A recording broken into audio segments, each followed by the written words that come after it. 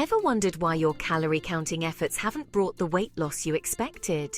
Here's why calorie counting alone may be failing you, and the truth behind what really controls fat storage and energy balance in your body. We've been told over and over again that the simple answer to losing weight is just eat less, move more. And for years, the idea of counting calories has been sold as the ultimate solution to obesity and weight gain. But what if that's not the whole picture? What if the way we approach weight loss and even disease prevention is missing something crucial? Dr. Fung, a world-renowned expert in metabolic health, says the key lies not just in calories, but in something far more powerful and complex.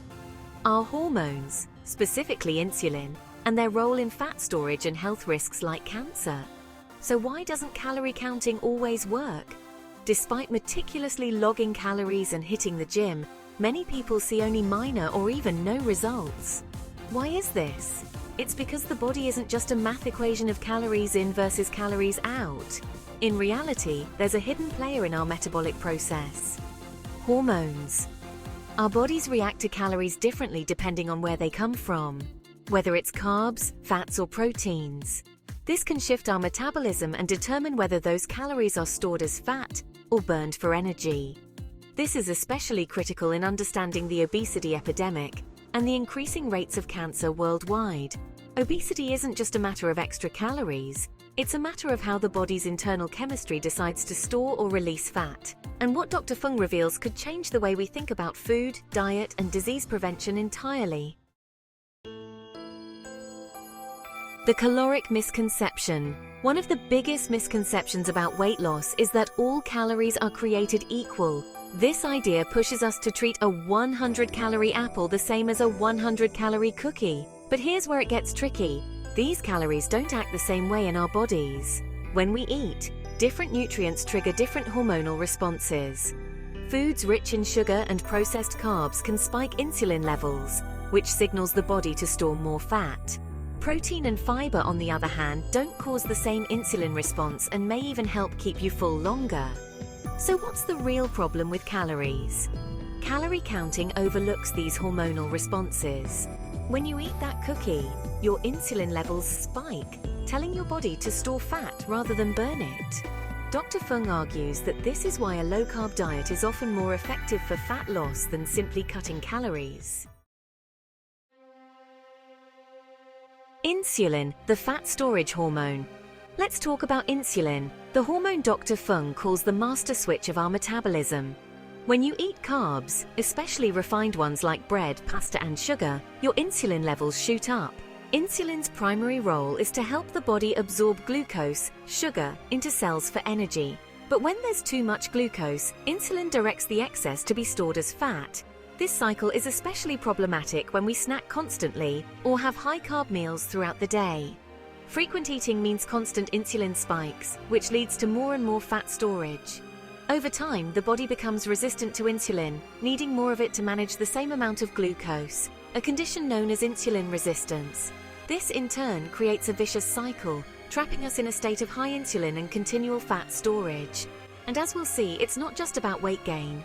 Chronic high insulin is linked to serious diseases like cancer. The role of chronic inflammation and cancer. Beyond fat storage, insulin and other hormones affect our health in deeper ways. Chronic inflammation is another huge factor here. When we consume a high-carb diet or processed foods that spike insulin, this creates stress in our cells, leading to inflammation. Chronic inflammation damages our DNA over time, which can increase cancer risk.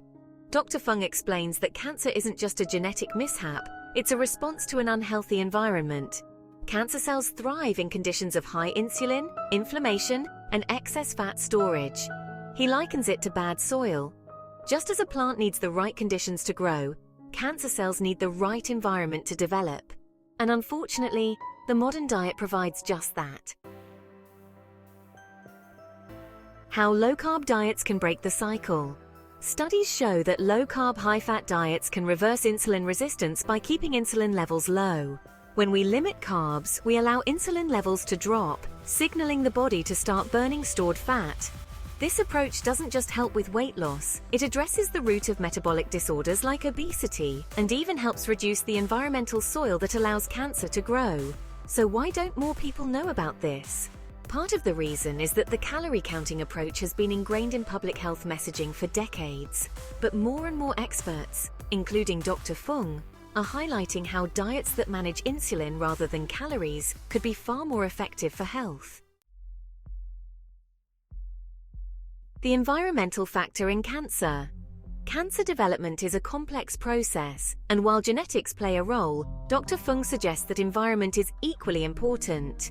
This isn't just about the environment outside of us, but the internal environment within our bodies. High levels of insulin, chronic inflammation, and nutrient-poor diets create a breeding ground for cancerous cells. By changing our diet and lifestyle, we can shift this internal environment to be less hospitable to cancer. Supporting the immune system for prevention. Beyond diet, Dr. Fung stresses the importance of a strong immune system in fighting cancer. Our immune system is constantly at work, identifying and eliminating abnormal cells. But chronic stress, poor diet, and inflammation weaken our immune response, making it harder for our body to target cancerous cells. Living a lifestyle that supports immunity, through proper sleep, stress management, and a nutrient-rich diet, can serve as a powerful form of prevention. The real breakthrough is understanding that managing weight and preventing disease isn't about just restricting calories. It's about managing our hormones and creating an environment in our bodies that doesn't encourage fat storage or cancer growth.